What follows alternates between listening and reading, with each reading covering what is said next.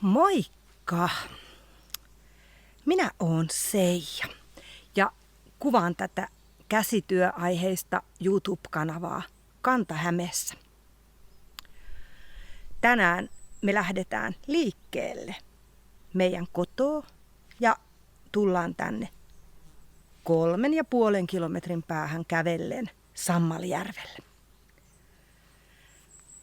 Tällä hetkellä on rauhallista, täällä ei kulje muita, mutta koskaan ei tiedä. Tässä ympärillä on vähän kanttarellejä ja niitä saattaa joku tulla poimimaan. Viime jaksossa mä lupasin, että mä esittelen teille huivit viimeistelyn jälkeen.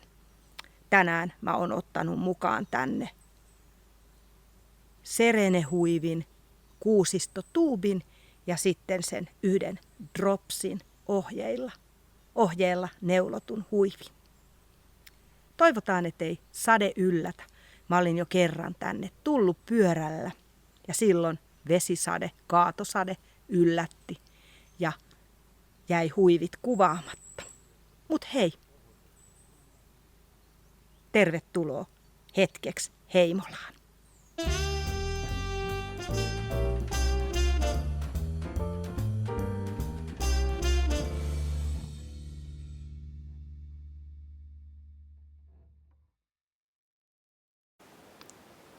Lähdetään meidän kotipihasta kävelemään. Meidän pihaan johtaa tämmönen pieni tie, joka kulkee tohon soratielle. Mennään sinne ja lähdetään kohti Sammaljärveä, jossa jo vähän piipahdittekin tuossa. Mä koitan kuvata tämän matkan niin, että jos tulee naapureita vastaan tai ketä tahansa vastaan, en heitä kuvaile. En myöskään kuvaa toisten pihoja, enkä kuvaa autoja, jotka tulee. Tästä lähdetään nyt käpsyttelemään 3,5 kilometrin matka. En ole 2 viikkoon kulkenut tätä reittiä. Ihanasti näkee, kuinka kaura on jo tuleentunut ja kuinka täällä on puolukatkin itse asiassa jo ihan kypsiä täällä tien varressa. Perhosia lentää tosi paljon. Metsäkyyhkyt kujertaa tosi voimakkaasti, mutta laitoin ääniä pois tästä videosta, koska halusin teille tässä matkalla vähän jutella. Mennään eteenpäin tonne metsäautotielle. Tämä on ihan normitietä vielä. Meidän tieosuuskunnan tie jatkuu tässä jonkin matkaa. Asutaan siis ihan maalla. Hiljasta on. Tosiaan metsäkyyhkyjen kujerrus kuuluu ja rauhassa saa täällä käpsytellä eteenpäin. Voi kun vois näitä elokuun tuoksujakin teille välittää. Täällä on tienvarret niitetty, enää ei kasva ihan hirveästi asioita tässä sivulla, mutta pietaryrttiä ja tässä on ihana koivikko, kun tultiin tänne vähän eteenpäin. Ja tiedättekö, täällä kasvaa sieniä aika runsaastikin. Meidän perheessä kukaan muu ei syö sieniä kuin minä, jotenka täältä löytyvät sienet jää nyt kanttarelle ja lukuun ottamatta multa keräämättä. Tämä koivikko on kerrassaan ihana ja nyt kun me mennään eteenpäin, niin ihan hetken päästä tullaan siihen kohtaan, missä oli upeita tatteja, joita sitten en ottanut pois täältä. Nää jäi tänne odottamaan poimijaansa. Tässä ei montaa autoa kulje päivässä ja ajattelen, että tästä voi ihan hyvin tästä koivikon reunasta keräillä löytyviä sieniä tai marjoja tai mitä milloinkin tuleekin vastaan. Tämä koivikko on semmoinen paikka, että kun tätä katselee, niin tässä kyllä silmä ja sielu lepää. Vielä jatketaan matkaa ennen kuin tonne metsäautotielle päästään. Ja nyt ollaan Kolmentien risteyksessä. Metsää on hakattu täälläkin, siemenpuita on jätetty ja tästä me lähdetään liikkeelle. Tullaan siis ihan oikeasti, tästä alkaa metsäautotie. Täällä ei ole enää asumusta tämän tien päässä. Tästä pääsee kävelemällä oikein hyvin ja tällä hetkellä myös polkupyörällä ihan ilman vekslailematta, koska tilanne on se, että täällä ei ole puomi tällä hetkellä kiinni. Täällä kasvaa pajua tosi paljon. Mietin, että jos innostuisi pajun punomisesta, niin pitäisi pyytää lupa omistajalta, että saisiko täältä käydä pajua noutamassa. Niin kuin näette, niin pujoa on ihan törkeästi paljon ja se kuuluu mun äänestäkin, että pujo kukkii. Tässä on tosiaan puomi aukastuna. Ei tarvitse miettiä, pääseekö tästä kulkemaan. Nyt ollaan metsäautotiellä, joka pikkuhiljaa pienenee kun eteenpäin mennään. Täällä ollaan jo menty eteenpäin runsaastikin. Valitsen vasemman tien tästä ja täällä alkaa olla jo kunnon metsääkin. Ihanasti puolukat on kypsiä. Täällä voi poimia jo puolukoita. Näitä voisi napsia tässä matkan varrella ihan runsaastikin. Lisäksi mustikoita on vielä jonkun verran tässä matkan varrella. Muutaman mesimarjankin näin. Mustikat ja vadelmat aika hyvin on täältäkin käyty poimimassa. Kyllä meillä väki tietää, mistä mitäkin pystyy poimimaan. Kuusikko on tosi kaunista täällä. Ehkä tässä kohtaa ei nyt parhain mahdollinen. Ja kuusistohuivihan pitäisi kuvata täällä kuusikossa. Yhden kuvan siitä taisin sitten reissun aikana napata. Eteenpäin mennään ja tie kapenee. Vähän puskittuukin, monenlaista on reitillä ja nämä hirvikärpäset. Kotiin päästyä poistin niitä aika hurjan määrän. Täällä on taas yksi hakkuualue. Meille kotiinkin kuuluu aina välillä, kun rekat yön aikaan kuskaa sitten täältä tukkeja eteenpäin. Mennään, matkataan kohti Sammaljärveä. Aika monta kertaa on sen jo teille muistanut tässä kertoa.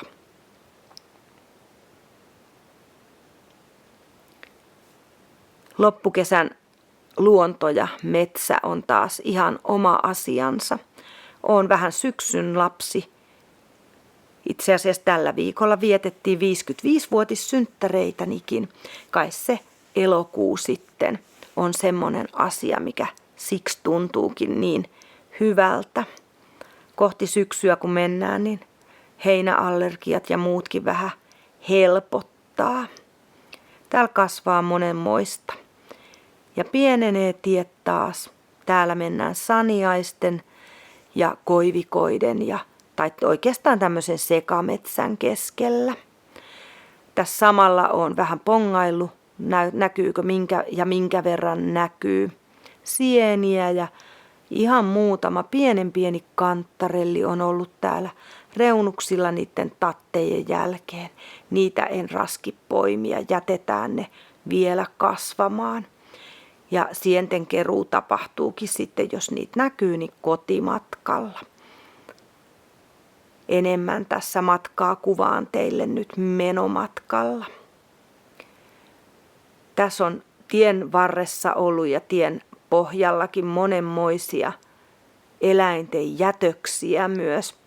Näkee, että täällä kulkee vaikka mitä eläintä, mansikkaa tai mustikkaa ja puolukkaa etenkin on ollut noissa pökäleissä. Nyt ollaan jo ihan lähellä järven rantaa. Ja tie on tämmönen lähinnä polkumainen. Tässä oli pieni autoseisake ja sitten tässä tullaan järven rantaan. Täällä on venepaikkoja, täällä on useita veneitä ja tossa kun kuvailen teille jaksoa, niin sen aikana siihen tulikin sitten kalastajia hyvin lähelle. Ja ei kuulu videolla, mutta ilmeisesti kyyhkymetsästys on täälläkin käynnissä, koska aikamoisia laukauksia välillä kuuluu läheltäkin.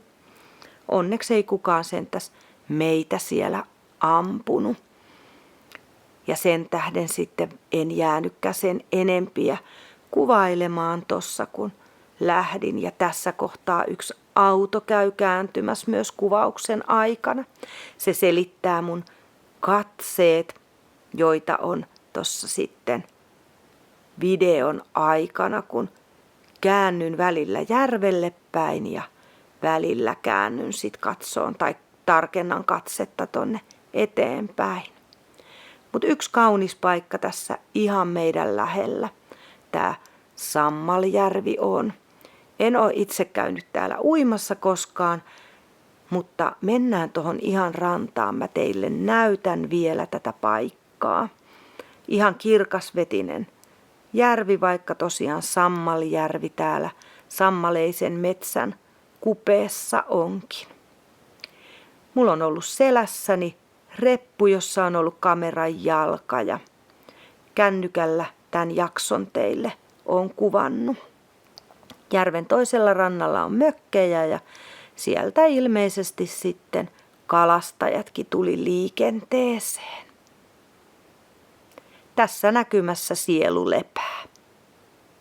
Mä oon ollut leirillä ja sitä ennen töissä muuten.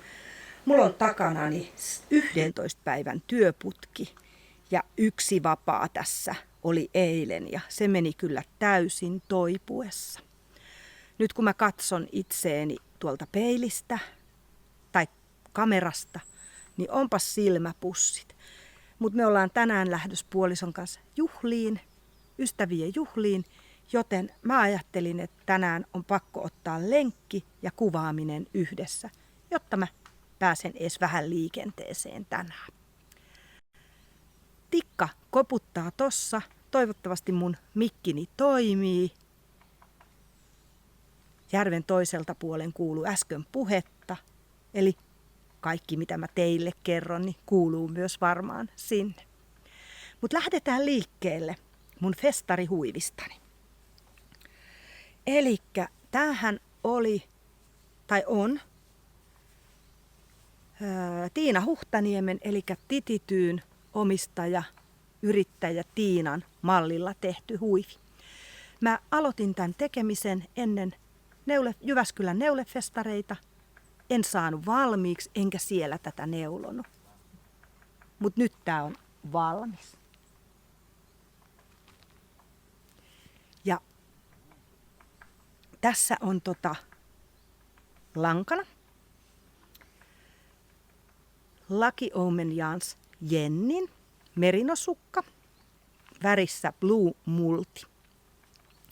Ja sitä lankaa meni 62 grammaa. Sitten tämä pohjaväri on West Yorkshire Spinnersin Exquisite 4 ply. Eli fingering vahvunen tämmönen upea pehmeä lanka. Mä kaikki nämä projektit linkitän taas tuohon lisätietoboksiin, niin pääsette katsomaan siitä, mitä siinä langassa on. Mutta 400 metriä 100 grammassa. Ja sitä meni tasan se 1 kerä. Elikkä tältä näyttää tää. Täällä on reunoissa iCord ja tämähän oli nyt sitten rikottua patenttia. Huiviohje on ostettavissa Titityy-verkkokaupasta ja Rävelrystä. Ja vaikka alussa mulla vähän takkus tää, niin tuli semmonen olo, että mä haluan tehdä toisenkin. Tää on hyvä hartiahuivi ihan näin laitettavaksi ja tää on kyllä nyt tosi lämminkin näin. Sen lisäksi tämähän kietoutuu aivan ihanasti tähän kaulan ympärille. Suosittelen tätä ohjetta. Tässähän oli lankasuositukset olemassa siinä ohjeessa. Tukuwool fingering ja sitten oli joku toinen semmonen ihana huippu uusi lanka. Mutta mä päädyin, että mä käytän tähän lankoja, mitä löytyy omasta varastosta. Elikkä tällä huivilla on voinut osallistua kotimaisia silmukoita kaliin, missä neulotaan kotimaisista langoista tai kotimaisten suunnittelijoiden ja kotimaisilla langoilla, siis kotimaisten värjäreiden langoista tai kotimaisten tämmöisten tilojen langoista, värjäämättömistä langoista ja sitten suomalaisten suunnittelijoiden. Ja tässähän nyt on Lucky Omen Janssin Jennin värjäämää lankaa ja huiviohjeen on suunnitellut tosiaan Tiina. Tää huivi jää mulle itselle, vaikka mulla onkin projektia niistä huiveista, että niitä pitäisi tehdä vähän jemmaan. Sitten jatketaan kotimaisilla. Tää huivi on kuusistotuubi ja tää ohjehan on kotimainen ohje myös. Eli tämän huivin ohjeen, tuubin ohjeen on tehnyt Kässäpuodin Anna, eli Anna Heino. Tässä on myös lankana Suomessa värjätty lanka, suomalaisten värjäreiden lanka, eli tämä on termarilangoista BFL Tweedia. Täällä ei ole erikseen väriä ja tähän nyt mä lunttaan tuolta. Tähän on mennyt 91 grammaa mulla lankaa. Ja se tarkoittaa, tää on 350 metriä 100 grammassa tässä langassa. Tää ohje on ostettavissa Kässäpuodin verkkokaupasta ja Rävelrystä myös. Mä aloitin tämän kesällä ennen folkkia ja villaa, festareita, mitkä on Kässäpuodin Annan järjestämät. Ja tässähän on tää kaunis kuusisto mallineule, jolla Anna on tehnyt monia muitakin ohjeita. Tässä näkee sen, että kun on oikein tämmöinen kirjava lanka, niin se kuvio ei juurikaan näy. Mutta tästä tuli kiva ja tämä menee nyt siihen tiettyyn jemma-asiaan odottamaan. Mua tää ei kutita yhtään.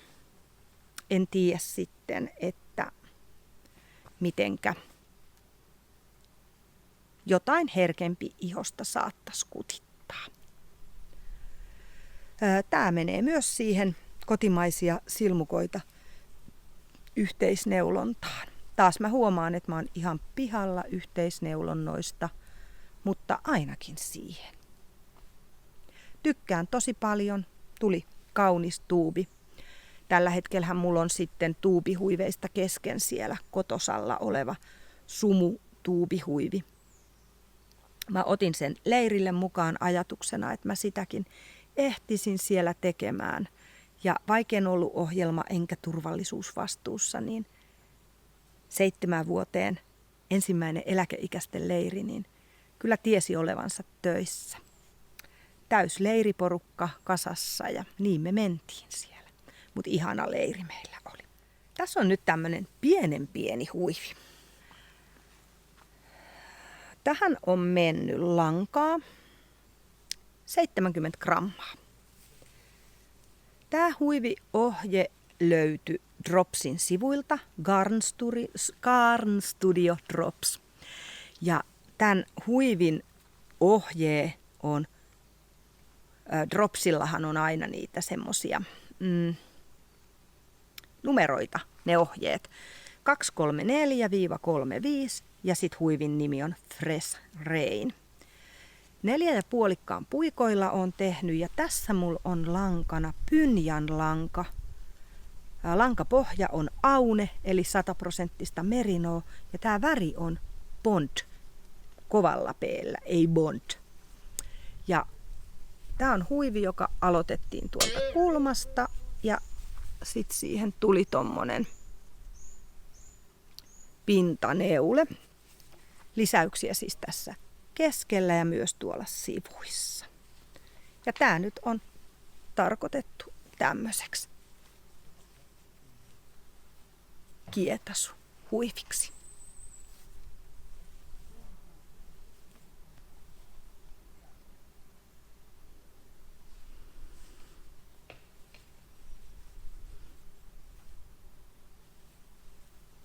Tämmönen pieni huivi, kun tarvitaan suojaa kaulalle.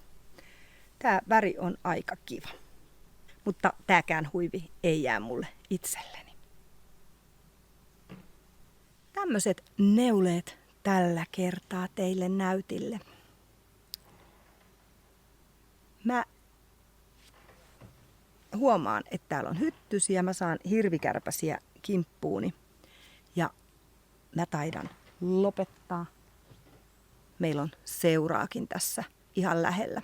Toivottavasti ootte kuullut mun puhumiset kuitenkin kaikkinensa. Mä vähän kuvaan teille vielä kotimatkaa, kun lähden kotiin täältä. Ja kiitos, kun olit mun seurana. Kiitos kaikista viime jakson huivikommenteista. Tässä oli nyt ne huivit valmiina. Ja tulipa sieltä pyyntöjä myös niistä kansallispukujen esittelyistä, vaikka en ole itse niitä tehnytkään. Voisin katsoa joku kerta, jos niitä ehtisin teille vähän näyttää. Mut hei, kiva kun olit täällä mun seurana. Toivottavasti taas nähdään. Moikka! Vaikka jo moikat sanoinkin, niin käydään vähän kurkistamassa vielä täällä metsässä. Täällä menee polku veneille. Mutta tästä kun me katsotaan, niin tuolla näkyy vene, jossa on soutajia. Nämä oli kalastamassa nämä kaverit, mutta kun huomaat, että mä pälyilen tuossa aiemmin videolla, niin oli niitä kyyhkymetsästäjiäkin. Kantarelleja keräsin matkalla yli 0,5 kiloa ja sitten matka jatkuu kotiin päin. Täällä on monenlaista erilaista maisemaa ja tosiaan tää on nyt ihan tästä järveltä lähteissä. Kerro mulle hei vielä kommenteissa, mitä tykkäsit tämmöisestä videosta. Mä nyt opettelen tässä uuden irtomikrofonin käyttöön myös tässä kotosalla. Elikkä puhun tähän videon päälle. En ole aikaisemmin tuolla mikillä tehnyt näitä juttuja ja näitä kokeilen ja opettelen nyt sitten, mitenkä osaan. Nyt huomaan, että videossa on taas liikkunut vähän liian nopeeta, ette ehtinyt mun ihania jäkälämaisemia täällä katselemaan. Mutta aurinko paistoi ihanasti jo tässä kotimatkan aikana ja kohta ollaankin ihan siellä meidän kotitienolla. Jatketaan vielä vähän matkaa. Ollaan vielä täällä ihan metsäautotiellä, mutta kohta käännytään meidän omalle tieosuuskunnan hiekkatielle ja päästään. Nyt ollaan jo melkein kotona. Pikkusen matkaa tultiin jo eteenpäin ja nyt enää 5 minuutin matka ehkä kotiin tästä kohtaa. Oot ollut mun matkassa nyt täällä vähän maalla kulkemassa ja mä olen tässä samalla opetellut uutta asiaa videoiden teossa. Kohta kun ollaan tuolla koivujen ja vanhan muuntajan kohdalla, niin alkaa jo näkymään meidän vanha Heimolakin. Ihanaa elokuun jatkoa sulle. Jätä kommenttia ja jos et vielä ole tilannut tätä kanavaa, niin paina sieltä tilaan nappulaa ja tykätäkin saa, jos tää oli semmonen video, joka sua tällä kertaa miellytti. Moikka moi!